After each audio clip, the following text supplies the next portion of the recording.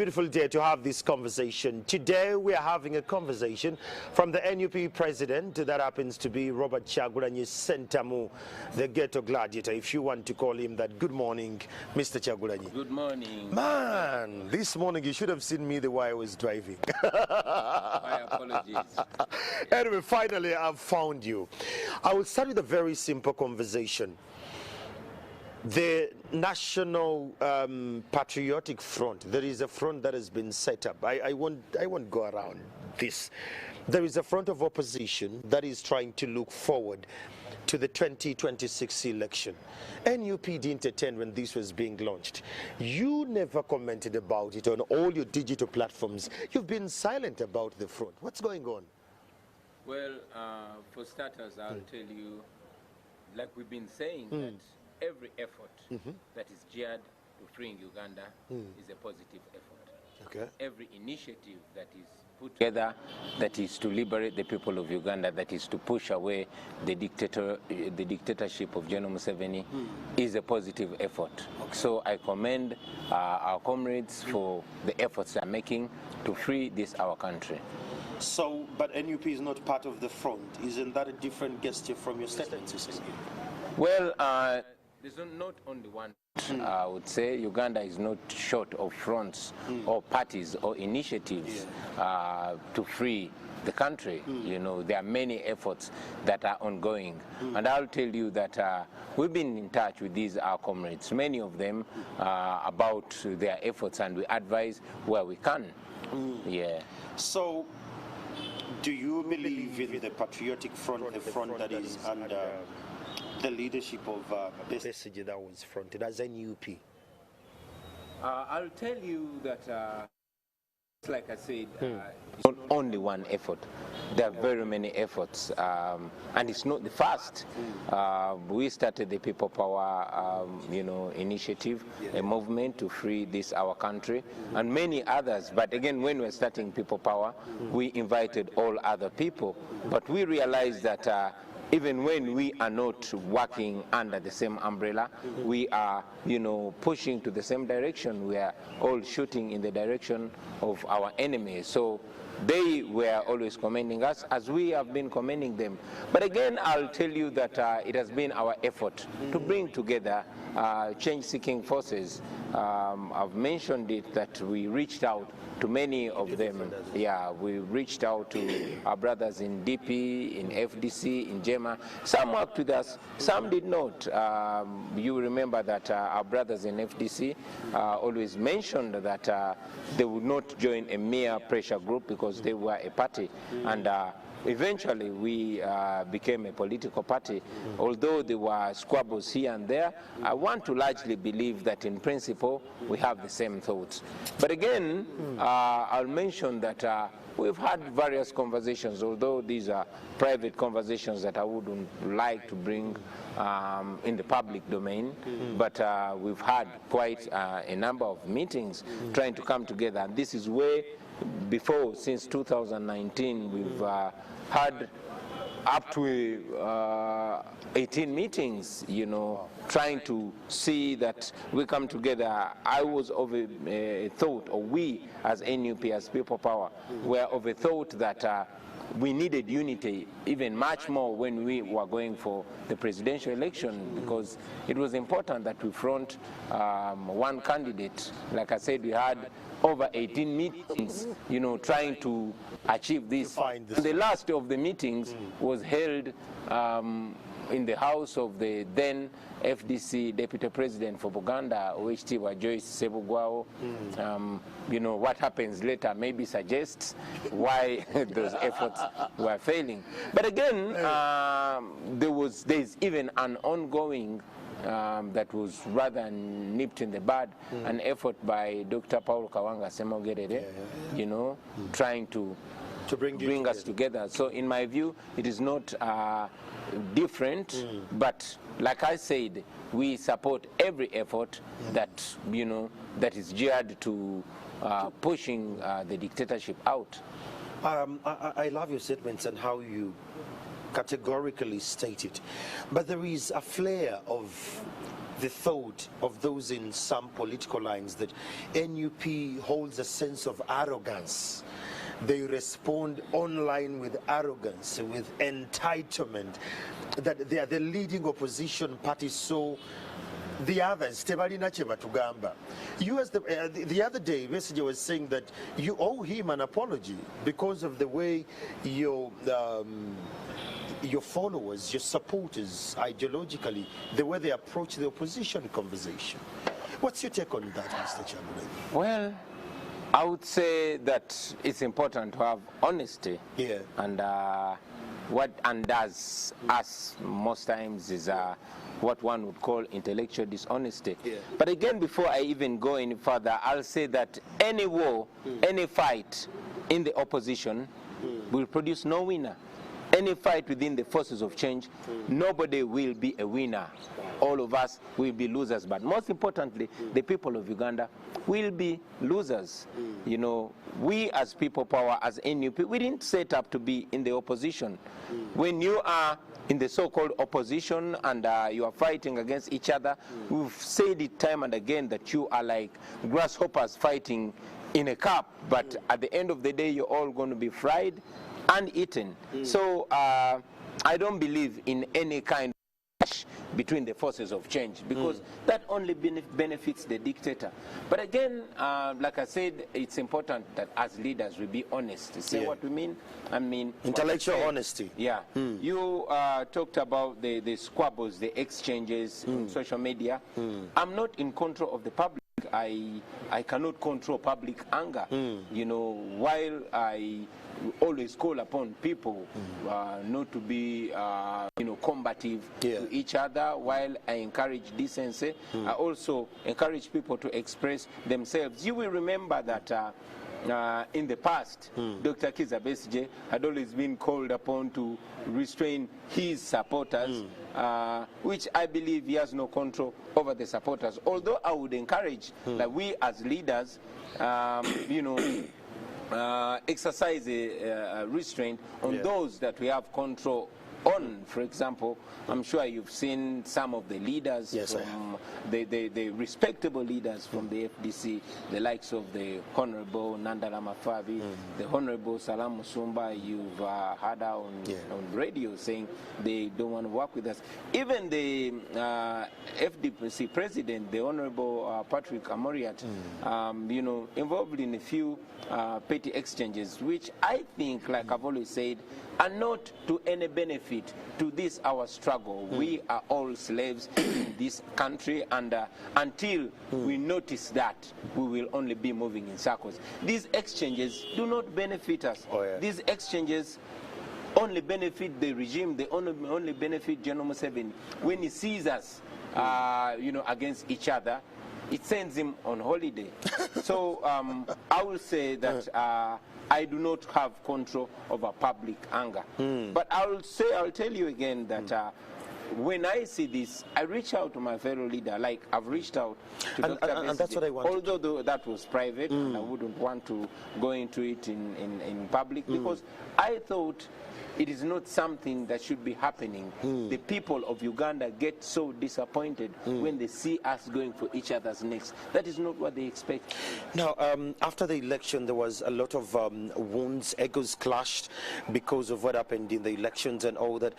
As now the leader of the biggest opposition party we have in the country, did you reach out to other political parties to see how best you can harmonize this unity as an opposition bloc as you're heading forward to 2026? Yes, certainly. I'm sure you are aware that after the elections, we wrote to all these parties, you know, seeking, you know, a meet to find ways of how we can closely work together. We wrote to the FDC seeking a meeting, and this was public, and they wrote back to us saying we should provide an agenda.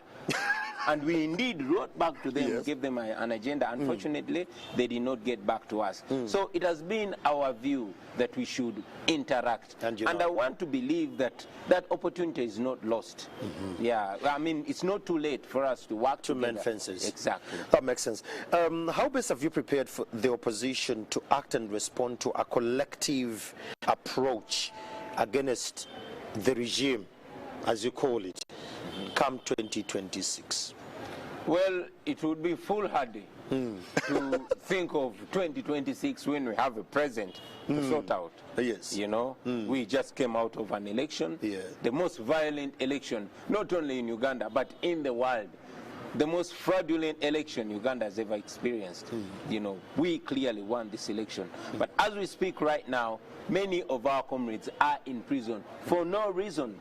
As we speak right now, the persecution continues, not only on the common citizens, but even members of parliament.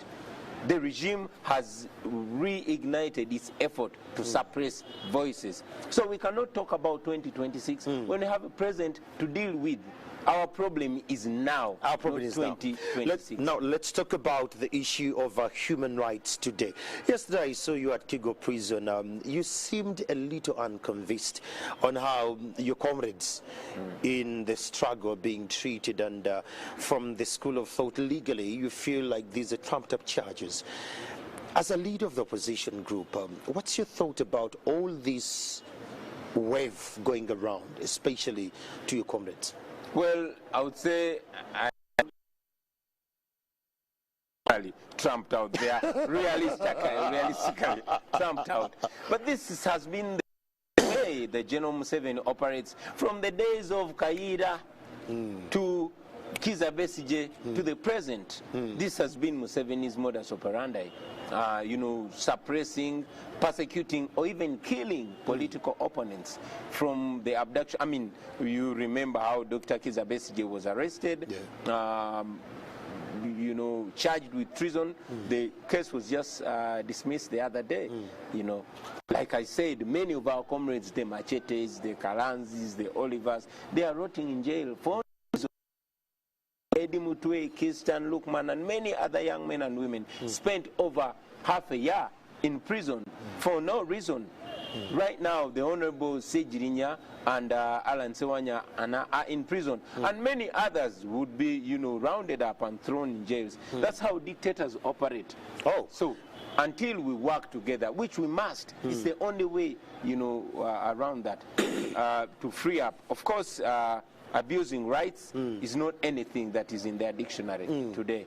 General Museveni wants to silence everybody. If he cannot compromise you, he wants to suppress you. Well, yesterday you used a statement saying that this is the way he has been doing it. It's not a paradigm shift whatsoever. And you in the opposition, you know how he operates. How ready are you to engage these forces from the word go? Because if it happened from Kaida up to today, haven't you devised means on how to engage it on a different code? Well, just look back in history. How have the Mandelas dealt with dictatorships? How has Sudan dealt with dictatorships? How have, I mean, it's not just begun here in Uganda. This is how dictators read from the same playbook. And we always look back on how other freedom fighters have been able to overcome. Of course, you know, sensitizing the population and reminding them that freeing themselves is not only the work of politicians. In any case, now you see politicians are only fighting against each other for positions at the cost of the people. As politicians fight amongst themselves, the border riders are suffering, the traders are suffering, rights of those that are little known are being, you know, stepped on. So it's a question of calling upon the entire population, and that is in the beginning what made us form the People Power Movement, is to ensure that we empower the people, because the most effective freedom fighters are, in my view, and this I've had to realize over time, are not just the politicians, but everybody. So calling upon everybody, you, the journalists and media practitioners, the professionals, the educated, the uneducated, the young, the old, the male, the female, all citizens, to make them realize that we are all in the same boat. It either lands safely, it either docks safely, or it sinks, and we all sink as a nation. Let's about the bail. Cabinet the other day sat at Kololo for 2 days, and thereafter we saw that in the press that was carried by the Daily Monitor, unquote, Cabinet approved some of the clauses of bail that they're going to be changed. When you heard this, what came in your mind as someone who believes in the rule of law? When I heard this, yes, I felt both shame and sympathy for these politicians that are being used. It's very unfortunate that people don't learn from history. Like I said, the further back you look is the further in front you see, and you only need to look back to what happened. These politicians that are being used to pass these unjust laws are usually the first to be victims. Go back to the days of this guy who was Secretary General in 1968.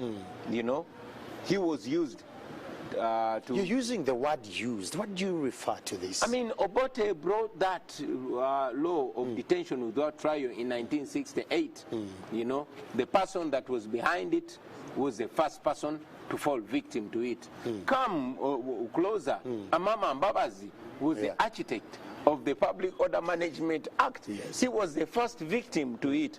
Kale Kaihura, you know, he was the proponent of scrapping the 48 rule, the 48-hour rule. He was saying no, that law should be changed because he wanted to detain people for more than 48 hours. He was the first to cry when he was detained illegally beyond 48 hours. So these MPs and ministers and cabinet members that are being used, I want to warn them that they will be the first victims.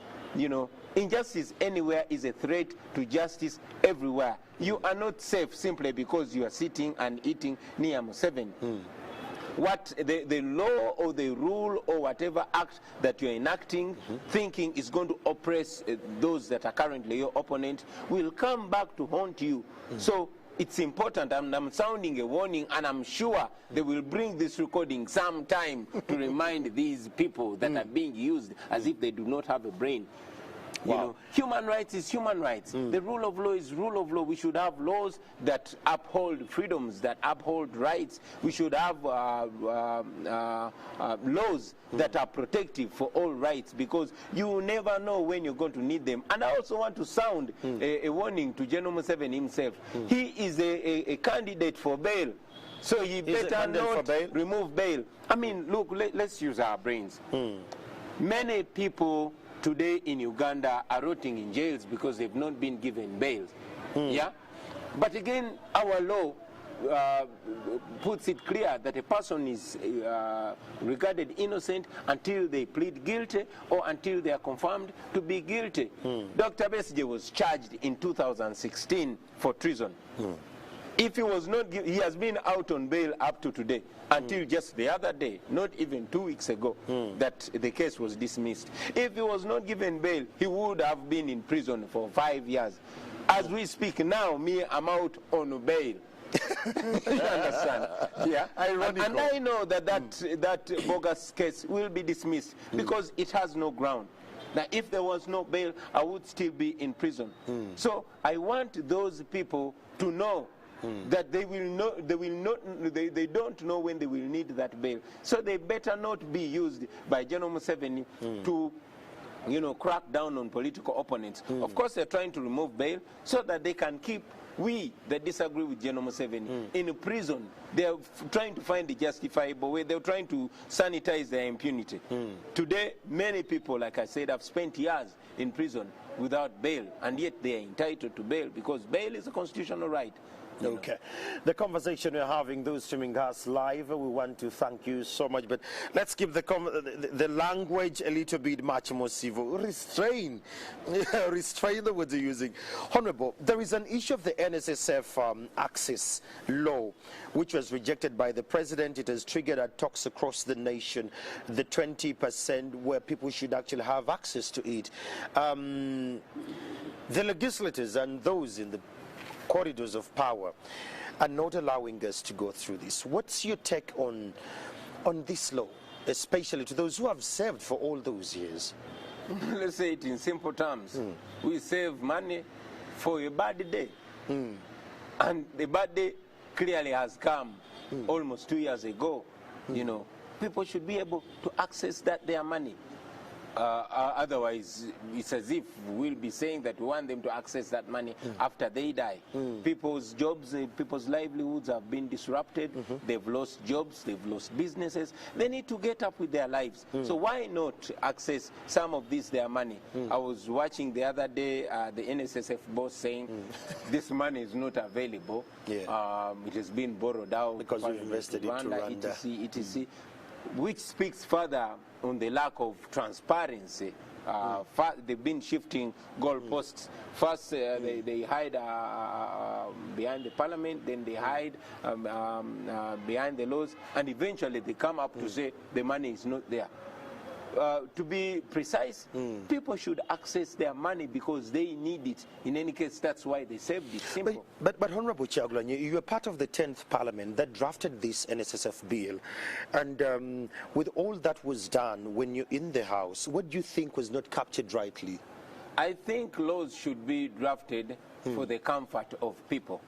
Okay. And when there is need, it is the duty of Parliament to very quickly amend those laws or redraft them or do whatever is necessary to see that people access what they rightly own. So let's not go around in circles. Let something be done to ensure that people access their money, if that money is actually available. That's a big if. Yeah. Okay, let's talk about vaccination. A lot has been going around. The country has gotten, just of recent, we bought our own doses as a country using the state coffers. And we had a lot of donation that came into the country from other countries, well-wishing countries, that we can vaccinate the population and we can have all the social enterprises back and riding. But you're not reaching the numbers. The president started with 4.8 million Ugandans to be vaccinated, and then he can open up the entire country. Today, schools are not open, bars and all the other congregatory places, they're all not allowed to go in full capacity. What do you make of now? Now we are looking at 7 million people to be vaccinated. This entire conversation of vaccination, I have not seen you come out and tell us to go get vaccinated. What's your thought about this? For starters, we have a pandemic. It's real. That's COVID-19 is real. And I want to encourage everybody to believe in science. You know, because science is the reality that we see with when we reason. You know, we need to get vaccinated so that we can open up the country, so that we can open up the economy. It's only unfortunate that, you know, things have been slowing here and there, and Uganda has been unwilling to buy our own vaccines. What do you mean Good unwilling? enough. We have, if we were willing, if we had the political will, we would have done that. But again, we have, you know, we've had donations from various friends, and we applaud that. But we've also had challenges. I was reading the other day, for example, in Gulu, a place that has slightly over 250,000 people, only 9,000 people have received the first shot, and just 2,000 people have had double vaccination. That is quite slow.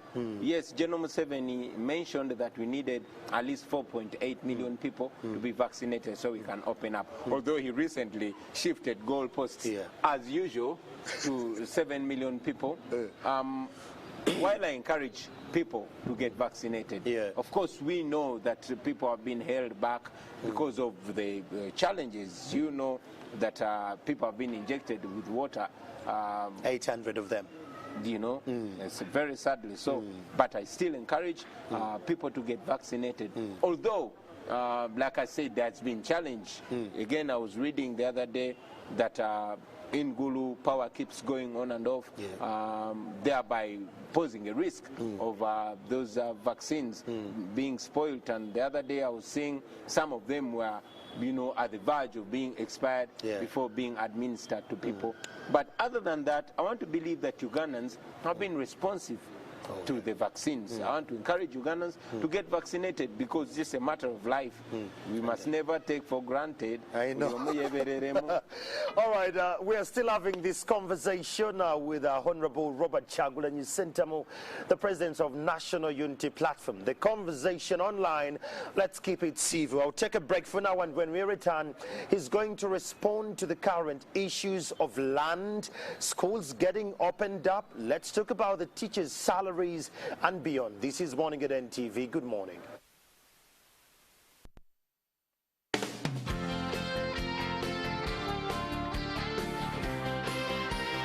You're watching Morning at NTV. Morning at NTV. We're live from the NUP offices here in Kamucha. It's a very, very chilly and cold morning. The sky kind of looks azure, but well, we're having a conversation with the NUP President, Robert Kyagulanyi Sentamu. A lot more is being said here and there. To the Kenyans watching from the other side on Twitter, hey, Wujambo, Wajama. Very good morning. Kenyans are actually very active this early morning. Wow. But we will talk, they have their question. I'll ask it a little later. Yeah. Now, Honorable Kyagulanyi, we have had issues of Ugandans dying abroad. Yeah. We have had those in the Middle East. We have those in South Sudan. We've had issues with our porous borders, especially in South Sudan and the Congo area. And we've had the Masaka, issues of the Bijambias and all. What do you make of the peace and the security of our country? Well, General Museveni has always prided himself in the security, or the so-called security, and the situation right now has laid him bare. While there was a time when we had security, our security began to dwindle the day it was reduced to playing politics. Now all the security organs are more focused on suppressing voices of dissent. They are more focused on, oppressing and suppressing political opponents than playing their role. And that explains why we have all this insecurity here in Uganda. For example, if myself or any other political activist was in an area, you'll see swarms and swarms of soldiers and police officers. But when you hear people dying in Entebbe, in Kasese, in Masaka, police or the military is not going to be anywhere to be seen. And there's a very high suspicion also that the regime is behind these killings as a way of punishing people that have not voted for them. I mean, let's look at these signals. Kainda Otafire mentioned that in the 80s they would dress in the UPC uniform, go around killing people to make the population hate the UPC government. He's the same person that recently came out and blamed the people of Masaka for not voting NRM and justifying those killings, and said, when NRM was voted, people were not being killed. Now that they did not vote NRM, people are being killed. And even soldiers in uniform, military leaders came up and blamed the people of Masaka for not voting NRM. What does that point? In my view, it points to punishing the people of Masaka, particularly, and the people of Uganda generally, for not voting NRM. Really? You think this is tribal? Not tribal. It's targeted people, regions that didn't vote for the NRM? We have seen this in northern Uganda, when northern Uganda did not vote Museveni. We've seen this in Kasese, when the people of Kasese didn't vote Museveni. We are seeing this in Uganda, in Masaka, when they did not vote for Museveni. That's my view. Yeah. But again, largely talking about security, security is not just the absence of war, but it's the presence of all the factors that amount to security, and that is justice, that is stable economies, etc., etc. Let's talk about our economy. As given that you're the position in Parliament, you are the alternative government. How best can we revamp our economy back? Mr. Kyagulanyi, the economy is limping. Abantu bavu, sente, tezirabika. How best can we, what models do you have as solutions that we can possibly use as Ugandans to revamp the economy back? It begins and ends with governance. With governance. There's corruption, and corruption is, traced up to the president. The IGG has severally mentioned that the big fish in corruption scandals hide behind the president. The economy has been, reduced to a family thing. It's a small group of people that hold the economy, that own everything. How do you expect the economy to be doing any better? So it's a governance issue. So if we fix the governance, then we can have a flourishing, stable economy. Certainly. Okay, let's talk about children going back to school. The president still says that as a country, we are not ready to go back to school. Which children? Our children. Children are... Our children, yes, me and you, but their children are in school. Are you not aware? Are you not aware that some schools are open while others are closed? I don't know of those that are open, well, but nationwide, the schools are all closed. Yeah, not all. Some schools are open, and I'm sure you know. Some schools are open while others are not open. Some businesses are open while others are not open. And what does that indicate? Are open while others are not open. I was reading in the news this morning that a certain lawyer was killed in a bar. Yes. So are open while others are not open. What does that indicate? Double standards. Wow. The conversation we are having, let's go a little bit beyond the borders. In the US, just the other day, we had an issue with those who are voting, the support in the diaspora, which is very commendable for you. They had elections, but most of them did not vote because they lacked the Ndagamuntu, the national ID. What are the new models are you coming up with that are going to help them have the national ID that they can vote in the coming elections? The issue here is not the voting. But I mean, let me start from the need to have the national ID. To have their national IDs. Yes. And for them to be able to vote. I mean, the law provides it that that all Ugandans should be entitled to choose their leaders, those in the diaspora and those in prison. And even the court pronounced itself prior to the most recently concluded election. Yeah. Unfortunately, like General Museveni always muzzles the institutions and directs them his own way. The people in the diaspora and those in prison were not able to cast their vote. But again, casting their vote is not just enough. But whether or not that vote counts, I mean, we just voted recently, but our vote did not count because General Museveni did it his way. So if the vote cast here in Uganda is stolen, of course the one in the diaspora and that in prison will also be stolen. So should you lose hope all through? No, we don't lose hope. But let's deal with the disease and not the symptoms. Okay. Yeah. So it all comes back here. It all comes back. Okay. The conversation we're having, those online have a lot of questions.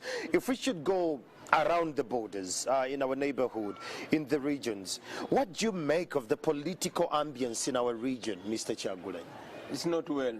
It's not well. It's not well. The Rwanda border has been closed for close to 2 years. It's not well clearly now with Kenya and with other neighbors. It all goes back to the warmongering and bullying attitude of General Museveni, But again, while he causes problems and they affect us, it speaks of how our nation and national issues have been reduced to an individual. When General Museveni has beef with another leader, then that beef goes down. That's across to all of us. Yeah, and it affects the people. We've lost and are still losing billions in trade because borders are closed, because the relationships are messed up. So it is the messed up leader that we have that is the cause of every mess. The messed up leader, not the system? I mean, the system was reduced to an individual. Okay. Yeah. Now, Museveni thinks he is Uganda and Uganda is him. Okay. Yeah. In the region, the other day, there is a clip I saw, Honorable Kyagulanyi. It was on Twitter, very trending, when you are endorsing your friend Baba Owino, that is in Kenya, and you're saying to Kenyans that they could possibly vote for Owino if need be. A couple of them on Twitter are wondering, what did you mean in this? Possibly it was a word taken out of context. What's your talk about that? Because he has a violent history. Yeah, I'll say that Honorable Babu Owino of Embakasi East is my friend. Yeah. He's our friend. Our friendship goes back to 2018 when he came out solidly. We had never even met, but I see this young legislator coming up to stand for our rights. So it's since then that he became my friend. And, you know, I've visited Kenya. We've had that mutual conversation. So I was in Kenya over the weekend and we met up and yes, I encouraged Kenyans to register to vote, and I must say I endorsed him for re-election in his constituency where he's sitting MP in Embakasi East. But again, I cannot pretend not to see the voices of the Kenyans that are calling me out. I'm aware that Honorable Babu Owino was involved in some altercation in a bar brawl, which was unfortunate. I've spoken to Honorable Babu Owino, and of course he has informed me that they've since mended fences with these victim and they are living like brother, and he's been able to, you know, go past that. But like I said, as a leader, I am accountable to people, not just the people in Uganda, but the people of East Africa. So while I should have thought more, while I should have been more careful, and for that I take responsibility because I respect the people of Kenya, and I think that we as leaders owe it to them, you know, to act what we preach. And while I know that the Honorable Babu Owino has largely been a reformed man, has you know, made every effort to be representative of the values that we all profess as a generation, but I also owe it to the people of Kenya, and for that I take responsibility. Okay, the conversation we are having here, it's a very critical one with Honorable Kyagulanyi. There is something going on. I'm sure you're a landowner and you've seen this going on. The issue of Milo land. You've not tweeted, you've not written, you've not responded about this. What do you make of this going on in the corridors of power, that the land tenure should possibly change? Well, like many people have mentioned, Milo land is not the problem. No. What is the problem? The problem are those in power. You know, you cannot tell me they've just seen that there is Milo land, that there's Milo ownership of land. You know, it is not the existence of Milo land that has caused land grabbing everywhere. You know, the people that have been evicted from their lands by use of the military are those in the system. You know, and like I mentioned, most of the land evictions are traced back to the doorstep of General Museveni. For example, in my constituency here in Lusanja, you know, it is largely rumored that there are people close to General Museveni that are doing that. So the problem is not Milo land. The problem are those that are, you know, abusing the law, those that are misusing power. So General Museveni has every now and then tried to bring up non-issues to cover the real issues. Yesterday there was a report that was released by the IGG saying that 2 trillion Ugandan shillings are lost annually to corruption in this country. If the same IGG has said in the past that the big fish... That is for 2020. Yes. That is Betty Kamya. Yes. And she says that all this is done because government does not fund the IGG office and a couple of other issues. It last funded them 4 years ago, and when they closed the DGF, a lot more was, you know, was left hanging there. What do you make of this? She looked worried though. That corruption is that deep. She should be, the word should not be she was worried. The word should be she is worrying. Because she is pretending. You know? What do you mean that she's pretending? These people, when they see us with ears, they think we are goats. You know? This is the same regime that rewards corruption. There's a joke that I saw on social media that in Japan, the corrupt officials kill themselves. Yeah. In China, they are killed. Yeah. In Europe, they are arrested. In Uganda? They are rewarded. Look at Come on. look at cases like Jim Mwezi. Yeah. like Mike Mukula, all these people, I mean, all the big fish in corruption scandals are only moved from one ministry to a more lucrative ministry. So corruption is rewarded here in Uganda. Corruption is a tool of governance, because that's what General Museveni uses. I mean, he is the chief priest of corruption. This is a president that moves with stashes of cash, paying people shamelessly. The other day he was at Kolo and he said he's going to come up with a list, and he's aware of ministers who have been demanding money from investors, and he's going to name them one by one in the public. The public. Yeah, these are his ministers. He's are they my ministers?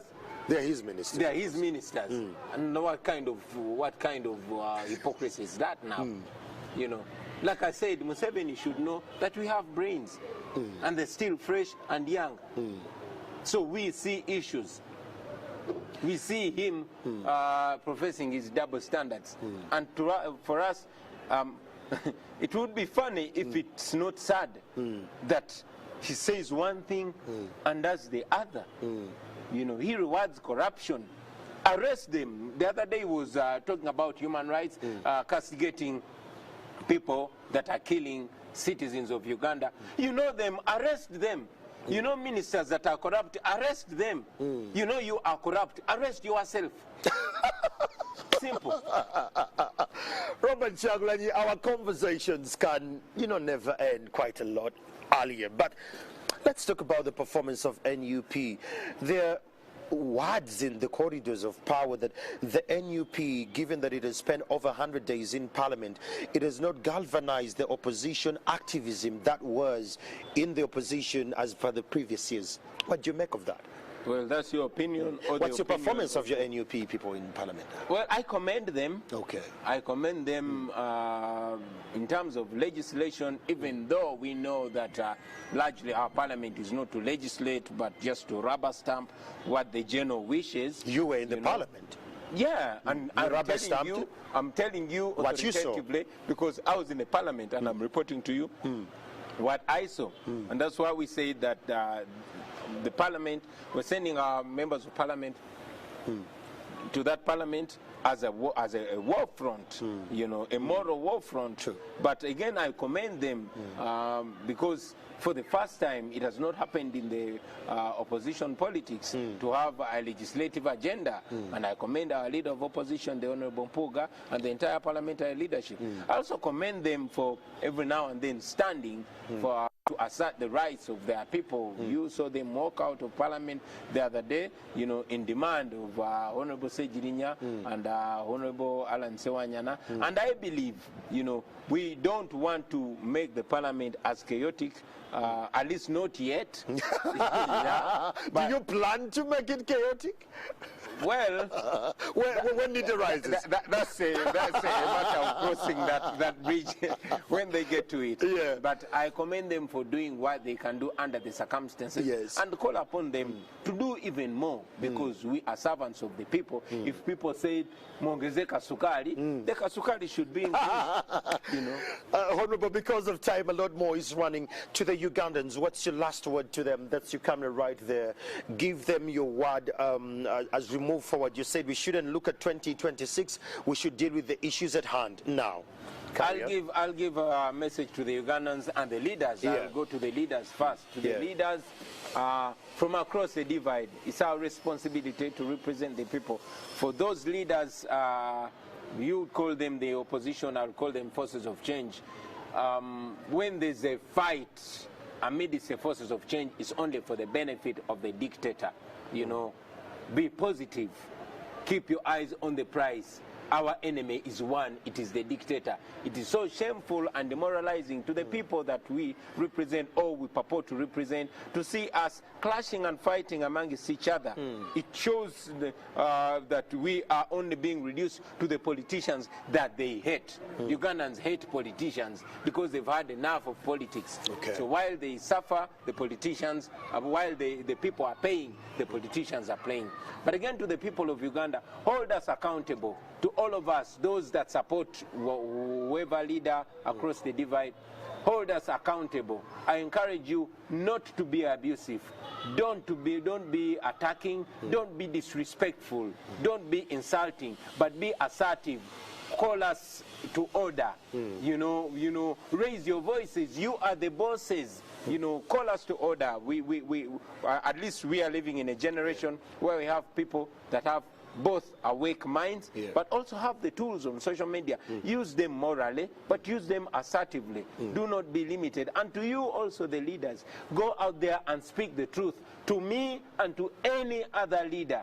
Do not be intimidated, but again, be respectful. Do not be insulting. Speak the way you want to inspire people, because people view us the way we behave. And to all the leaders, especially those in the forces of change, those in the opposition, the way you communicate, the way you tweet, you teach those that are looking up to you, either negatively or positively. If you're a leader of a party, if you're a leader of a formation, and you are seen to be insulting, you are seen to be attacking each other, then you will lose the moral authority to comment on those smaller or younger than you that are taking up the same challenge that you're giving them, or the same example. Well, the conversation, I want to thank you so much, Honorable Kyagulanyi, for serving us this time. It's a little bit drizzling, but thank you so much for being very strong about this.